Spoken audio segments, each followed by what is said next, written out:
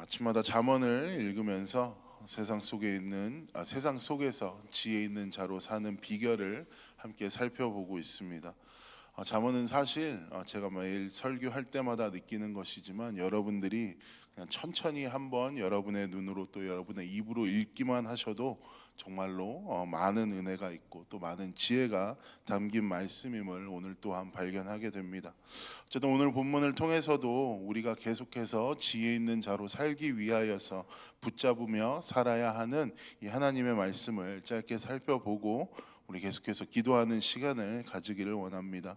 오늘 본문 이 잠언의 저자는 지혜 있는 자로 살기 위한 방법에 대해서 이렇게 설명을 하고 있습니다. 17절과 18절 다시 한번 보시면 17절에 너는 귀를 기울여 지혜 있는 자의 말씀을 들으며 내 지식에 마음을 둘지어다. 18절 이것을 내 속에 보존하며 내 입술 위에 함께 있게 함이 아름다우니라 라고 이야기를 하고 있습니다. 17절과 18절을 같이 생각해 보시면 좋을 것 같은데 17절은 지혜 있는 자로 살기 위해서 우리가 반드시 먼저 들어야 하는 것 그리고 마음에 두어야 하는 것에 대한 이야기가 나오게 됩니다.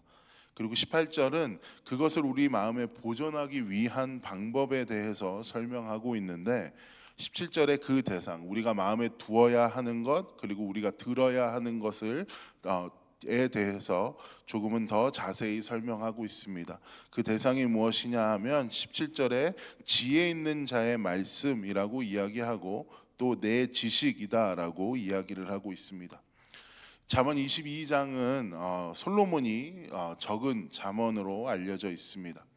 솔로몬이 그들에게 이제 자기가 살아가면서 깨달은 세상의 지혜나 이런 비결들을 알려주면서 후대에게 또 후대에 믿는 그리스도인들에게 전파하기 위하여서 그런 목적으로 이 잠언을 기록한 것인데 그 안에서 솔로몬은 지혜 있는 자의 말씀을 들으라라고 이야기하고 자신의 지식, 내 지식에 마음을 두라라고 이야기를 하고 있습니다.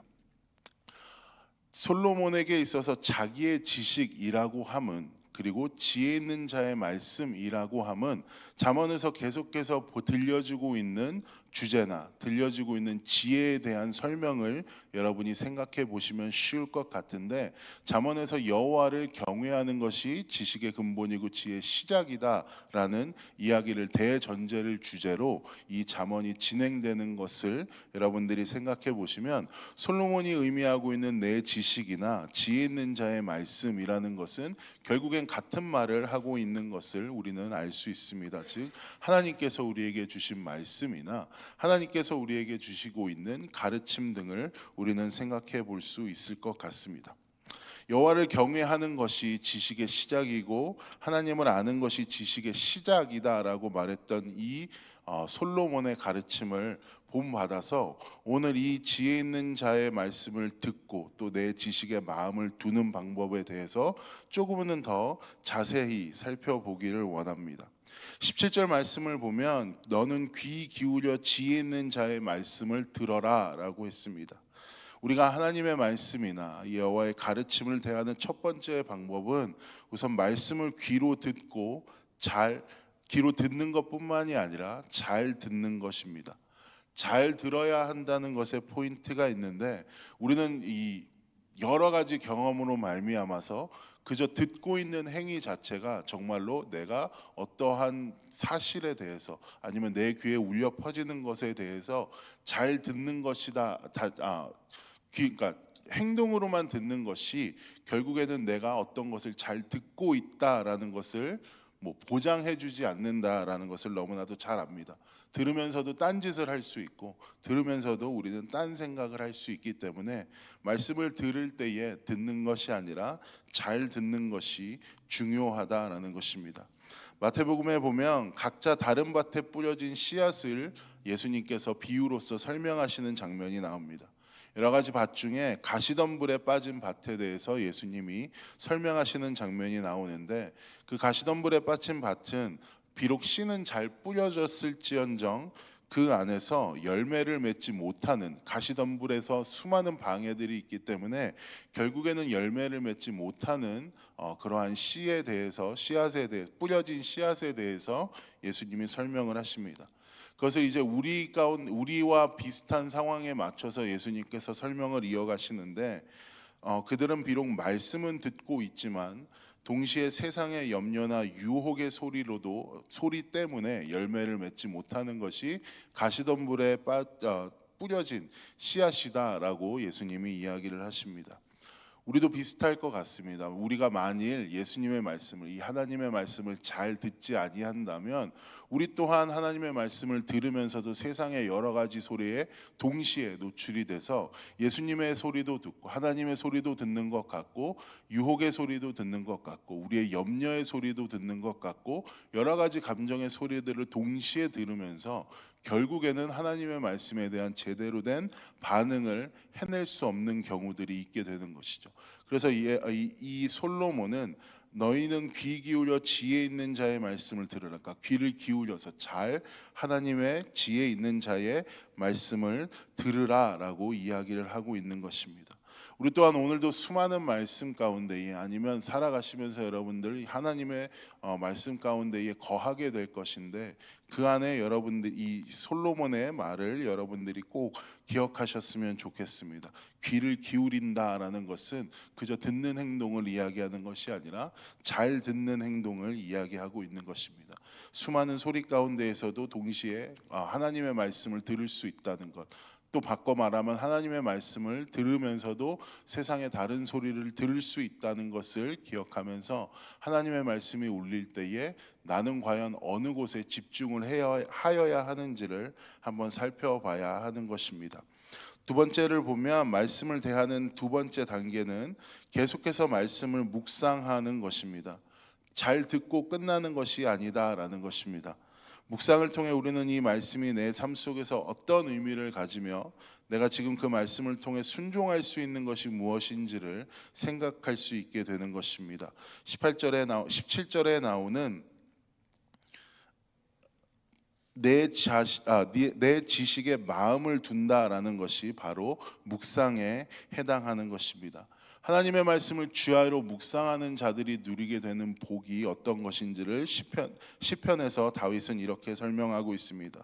복 있는 사람은 악인의 꾀를 쫓지 아니하며 죄인의 길에 서지 아니하며 오만한 자의 자리에 앉지 아니하고 오직 여호와의 율법을 즐거워하여 그 율법을 주야로 묵상하는 자로다라고 이야기하면서 즉 하나님의 말씀 여호와의 율법을 귀로 듣기 즐거워하고 그리고 또 그 말씀을 주야로 밤낮으로 마음속에서 생각하며 살아가는 자의 모습이 복된 사람이다라고 이야기를 하고 있습니다. 즉 우리가 예수 믿고 복 받으세요라고 이야기할 때에 여러분들이 생각할 수 있는 수많은 복들이 있으시겠지만 이 다윗이 적어도 시편에서 이야기하고 있는 이 복은 이 하나님의 말씀으로 말미암아서 우리가 복을 받게 되어지고 그 하나님의 말씀의 능력으로 우리가 다시 한번 우리가 살아갈 길들을 다시 한번 생각해보고 아니면 그 말씀에 비추어 보아서 내가 지금 어느 시점쯤에 와 있는지를 생각해 봄으로 말미암아 결국에 악인의 꾀를 쫓지 아니할 수 있고 죄인의 길에 서지 아니할 수 있고 오만한 자리에 앉지 않을 수 있는 것, 즉 하나님으로부터 멀어지지 않을 수 있도록 우리 묵상의 힘이 우리를 지켜주는 것이기 때문에 우리는 말씀을 들을 뿐만이 아니라 우리의 말씀을 마음에 두고 그 마음 가운데에 계속해서 생각하면서 살아가야 하는 것입니다. 18절의 처음도 이 묵상의 내용과 비슷한데 이것을 내 속에 보존하라라고 이야기를 하고 있습니다. 여기서 사용된 내 속이란 단어는 인간의 마음이 머무는 장소를 이야기한다고 합니다. 그러니까 우리 마음 가운데 가장 깊은 곳에 나만이 알고 있는, 나만이 생각하고 있는 어떠한 그 장소까지도 이 하나님의 말씀, 지혜 있는 자의 말씀을 보존해라라고 이야기를 하고 있는 것이죠. 그 무엇보다도 하나님의 말씀을 간절히 사모하고 소중하게 여기라는 뜻으로도 우리는 이것을 해석할 수 있습니다. 18절의 마지막을 보게 되어지면 이렇게 이야기를 하고 있습니다. 내 입술 위에 함께 있게 함이 아름답다라고 이야기합니다. 그러니까 17절 18절의 맥락에서 생각을 해볼 때에 지혜 있는 자의 말씀이나 내 지식의 마음을 두는 것, 그러니까 하나님 말씀을 마음속 귀로 듣고 하나님 말씀을 마음속에 두고 계속해서 생각할 때에 그것으로 끝나는 것이 아니라 그것을 우리의 입술 위에 두며 계속해서 그것이 전파되게 하여질 수 있게 하는 것이 하나님의 말씀을 우리 마음 가운데 두고 살아갈 수 있는 가장 좋은 방법이라고, 마지막의 방법이라고 솔로몬은 이야기하고 있습니다. 내 입술에 함께 있게 함이 아름답다라는 말은 하나님의 말씀을 귀로 듣고 묵상하고 진리한 대로 살아가는 것을 의미하는 것뿐만이 아니라 그 말씀을 주변 가운데 전파하는 것입니다. 진리를 다른 이들과 함께 나누면서 살아가는 것입니다. 그것이 바로 하나님의 말씀을 대하는 올바른 태도가 되게 될 것입니다. 17절과 18절 그리고 사실은 19절이 한 맥락으로 묶여져 있는데 여러분들이 17절과 18절에 나오는 대로 하나님의 말씀을 잘 듣고 마음속에 두고 묵상할 때에 어떠한 어떠한 반응이 여러분에게 일어나게 되냐 하면 이렇게 고백하고 있습니다. 내가 내게 여호와를 의뢰하게 하여 이것을 오늘 특별히 내게 알게 하였다라고 이야기를 하고 있는데 이 구절을 세 번역으로 보면 조금은 더 쉽습니다. 17절과 18절을 다 읽고 나서 19절에 이는이라고 하면서 17절과 18절을 이어주는 단어가 나오게 되고요. 그리고 나서 이야기하는 것이 내가 주님을 의뢰하고 살도록 하려고 오늘 내가 너에게 특별히 알려주는 것이다. 그러니까 17절과 18절을 알려주는 이유가 무엇이냐 하면 너희들이 주님을 의뢰하고 살도록 하게 하려고 이 솔로몬이 17절과 18절을 기록하고 있다라고 이야기를 합니다. 그러니까 정리를 해보면 우리가 하나님의 말씀을 귀로 듣고 마음속에 두고 입술로 계속해서 전파하며 살아갈 때에 우리는 더욱더 무엇을 하게 될 수 있냐 하면 예수님을 의지하고 주님을 의지하고 살아갈 수 있다라고 오늘 이 잠언에서 솔로몬은 우리에게 이것을 지혜로 알려주고 있는 것입니다. 맞는 것 같습니다. 여러분이 마음속에 여러분의 말씀이나 하나님의 마음을 품고 살게 되면 가장 먼저 여러분들이 깨닫게 되는 것은 무엇이냐 하면 하나님의 은혜일 것입니다. 그 은혜의 특징을 살펴보면 내가 하는 일보다 하나님께서 우리를 위하여 하시는 일이 훨씬 더 많다라는 사실을 그 은혜라는 단어 안에서 여러분들이 깨달을 수 있게 되는 것이죠. 그 은혜를 깨닫고 나면 그 다음에 여러분들이 보여지게 되는 것은 내가 정말로 이 세상을 살아가면서 할 수 있는 것은 하나도 없구나. 내가 이 안에서 의지를 하고 살아갈 분은 하나님밖에 없구나를 깨닫게 되는 그 과정이 이 말씀을 묵상하고 듣고 전파하고 이런 모든 과정 가운데 있게 되어지는 것입니다. 그래서 결국에는 우리가 말씀을 가까이 할 때 나타나게 되어지는 가장 눈에 드러나는 것이 무엇이냐 하면 하나님과 더욱더 가까워지고 하나님을 더욱더 의지하며 하나님의 전지전능하신 그 능력 안에 힘입어 살아갈 수밖에 없는 존재라는 것을 인정하는 과정들이 자연스럽게 나타나게 되어진다는 것이죠.